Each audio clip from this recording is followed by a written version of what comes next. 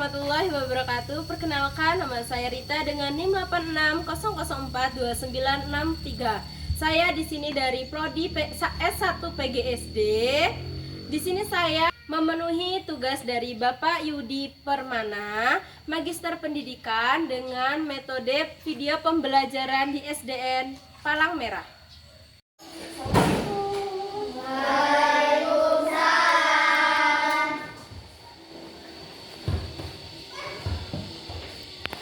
Baik, sebelumnya Assalamualaikum warahmatullahi wabarakatuh. Waalaikumsalam warahmatullahi wabarakatuh. Selamat pagi semuanya. Pagi, Pak. Gimana kabarnya, sehat semua? Sehat. Masih semangat nggak? Masih. Yang benar, masih semangat nggak? Masih. Coba kita tepuk semangat, tahu kan tepuk semangat? Semua, ayo berdiri ke samping ya. 1, 2, 3, tepuk semangat.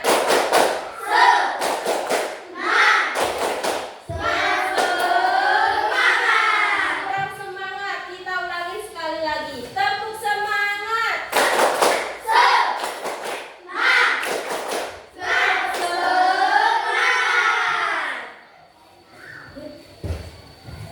Dan duduk.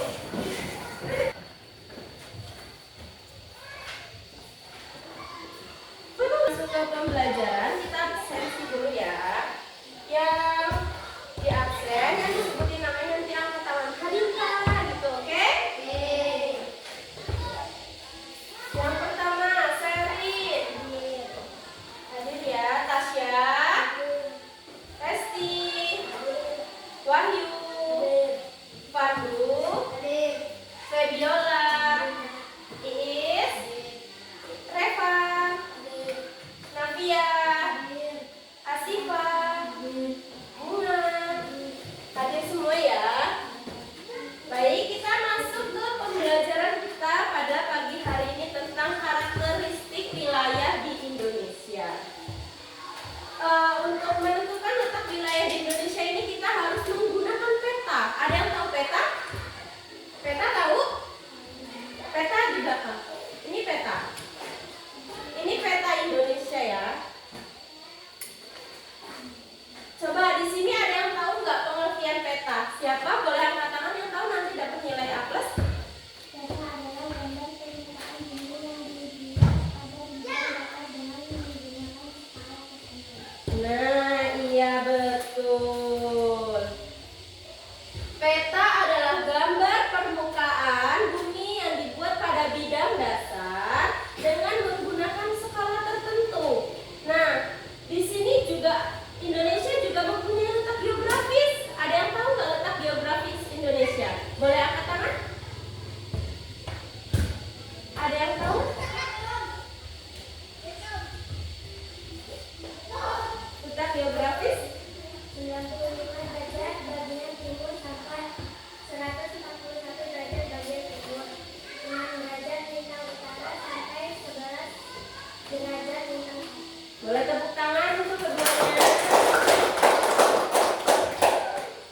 Nah, ini di sini juga Indonesia ini termasuk garis khatulistiwa. Garis khatulistiwa adalah garis khayal yang membagi dua bumi menjadi dua bagian yang sama, yaitu belahan bumi utara dan belahan bumi selatan. Menurut BPS, Badan Pusat Statistik, tahun 2021 luas wilayah Indonesia adalah sekitar 16.766 pulau. Di Indonesia ini, di Indonesia juga disebut dengan negara yang maritim. Apa sih negara maritim itu? Negara maritim adalah suatu negara yang sebagian besar wilayahnya berupa perairan. Nih, di sini ada ciri-ciri negara maritim. Yang pertama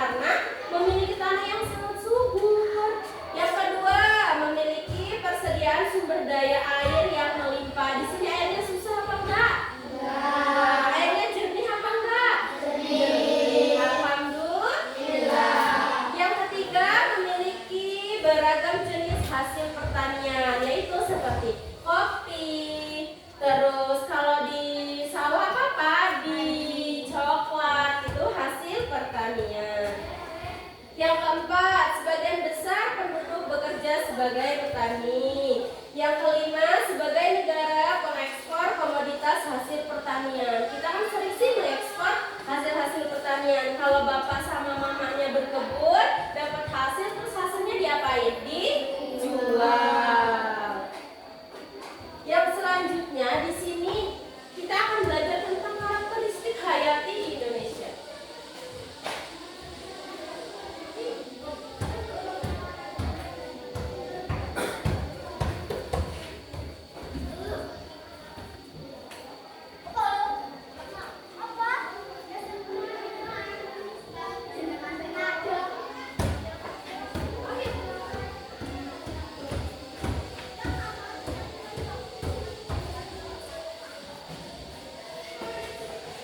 Karakteristik hayati di Indonesia. Karakteristik hayati di Indonesia itu yang pertama ada keberagaman flora dan keberagaman fauna. Nah, kalau flora itu dibagi menjadi 3. Yang pertama flora asiatis, itu di bagian Indonesia Barat. Yang kedua flora peralihan, itu ada di Indonesia bagian tengah. Yang ketiga flora australis, itu ada di Indonesia bagian timur. Kalau keragaman fauna itu dibagi menjadi 3 juga. Ya, fauna asiatis Indonesia bagian barat, fauna peralihan Indonesia bagian tengah, fauna australis Indonesia bagian timur. Di sini tadi kan udah ada ya lagu yang kakak bagi. Coba kita berdiri semua, terus kita nyanyi sama-sama ragam-ragam nama atau ragam fauna dan flora di Indonesia. Ayo berdiri.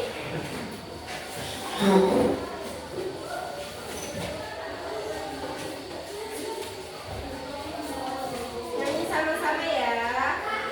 Dilihatin itunya. Itu kelihatan nggak sih? Enggak ya? Kelihatan nggak? Kelihatan. Kelihatan?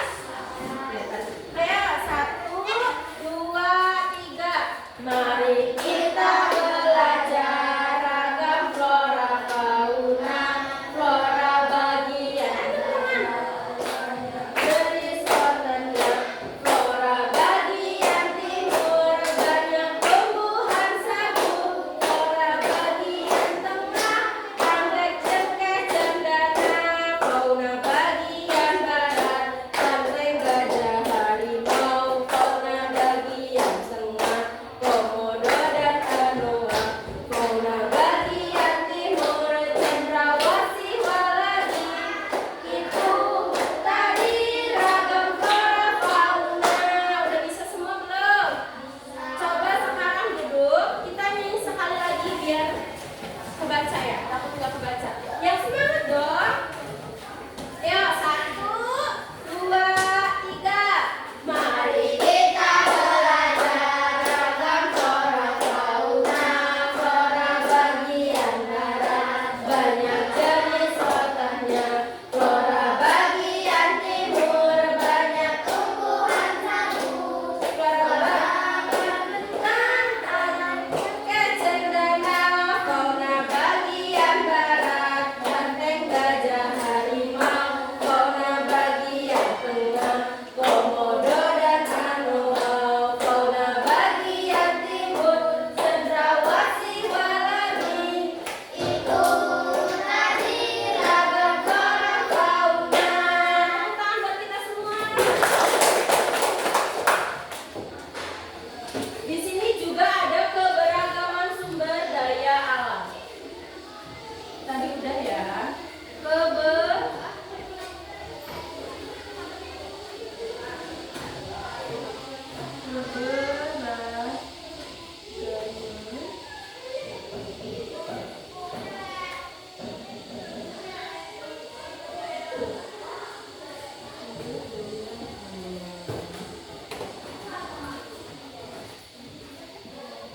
Keberagaman sumber daya alam. Keberagaman sumber daya alam ini meliputi tentang pangan, sandang, papan. Ada yang tahu nggak tentang pangan, sandang, papan?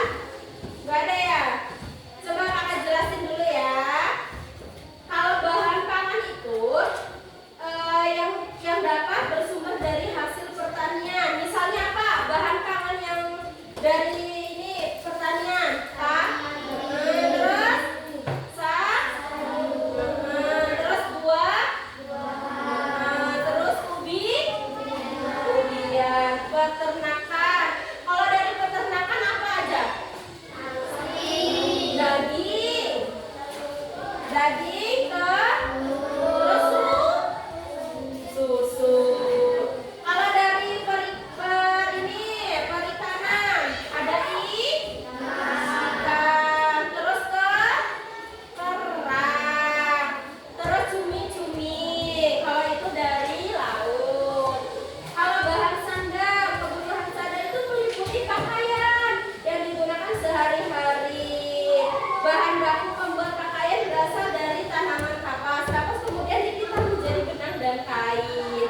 Ini yang kita pakai, yang kita semua gunakan ini termasuk bahan sandang atau enggak? Termasuk ya. Yang ketiga bahan papan. Kebutuhan papan berupa tempat tinggal yang layak, salah satunya bahan baku untuk membuatnya. Tempat tinggal adalah rumah. Rumah dari kayu. Contohnya kayu dapat dimanfaatkan adalah kayu jati, kayu meranti, dan kayu kamfer. Di sini tinggalnya di rumahnya masing-masing kan? Iya. Kalau rumah itu termasuk bahan papan.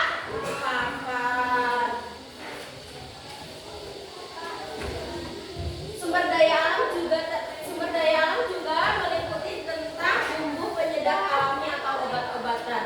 Kalau bumbu-bumbu yang ditanam itu biasanya ada apa aja? Ada pala, kapulaga, kemiri, lada, kayu manis, lengkuas, kunyit, jahe. Banyak ya di sini. Udah pernah lihat kan bahan-bahan untuk pengobatan alami yang ada di lingkungan rumah atau di kebun, tahu kan itu?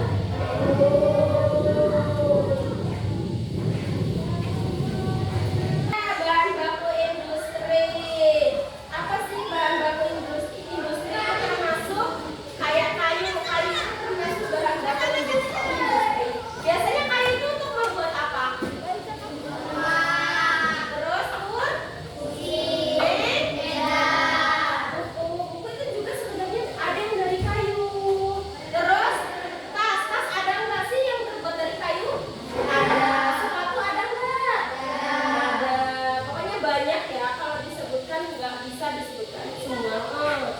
Terus yang selanjutnya ada bahan pembuat kosmetik. Pernah dengar nggak kalau kosmetik itu dari tumbuhan? Pernah kan?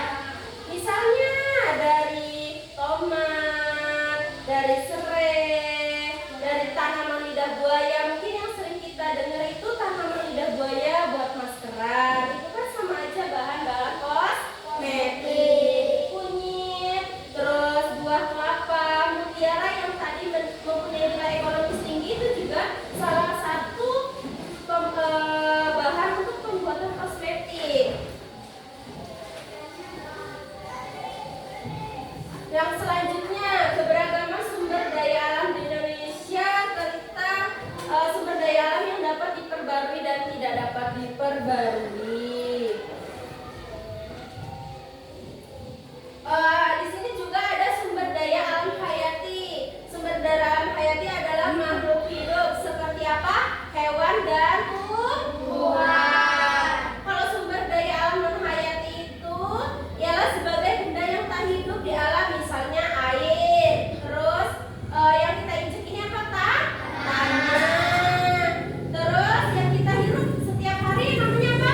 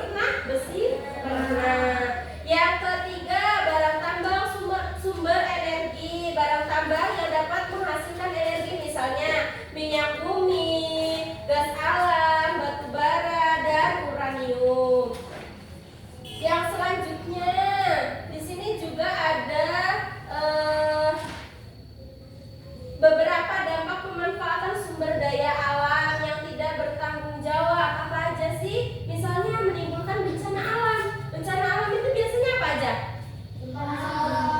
Longsor, terus kebakaran.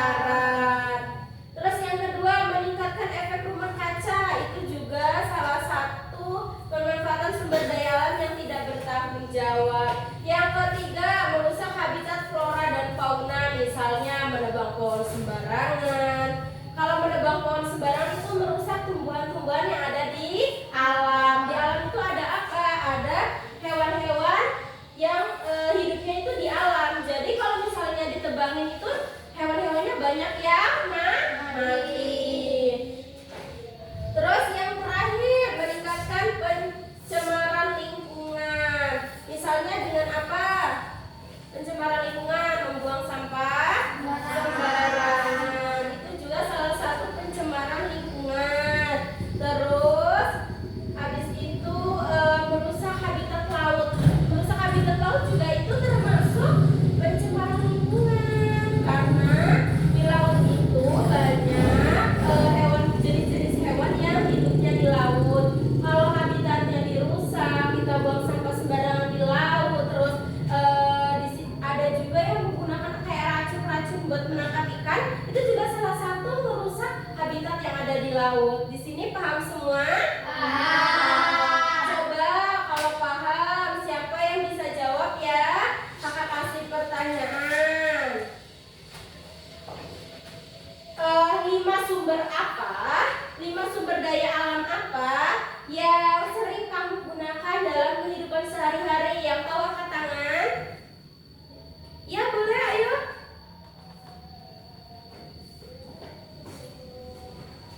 Ya boleh. Udara, kosmetik, air, minyak bumi, energi matahari, tanah. Oh iya, yang pertama ada udara itu yang kita hirup. Tadi kan udah dijelasin ya. Yang kedua air. Mandi butuh air, minum butuh air. Air itu salah satu kebutuhan yang benar-benar diperlukan bagi kita manusia, makhluk maupun makhluk hidup lainnya kayak tumbuhan, hewan, itu juga butuh air. Terus minyak bumi, terus ada juga energi matahari, terus tanah, karena tanah yang subur itu akan meningkatkan pertanian di Indonesia. Sampai sini udah paham semua? Baik, mungkin materi ini saja yang dapat kakak sampaikan. Semoga kita bertemu di lain kesempatan lagi. Terima kasih, kakak akhiri. Assalamualaikum warahmatullahi wabarakatuh. Waalaikumsalam warahmatullahi wabarakatuh.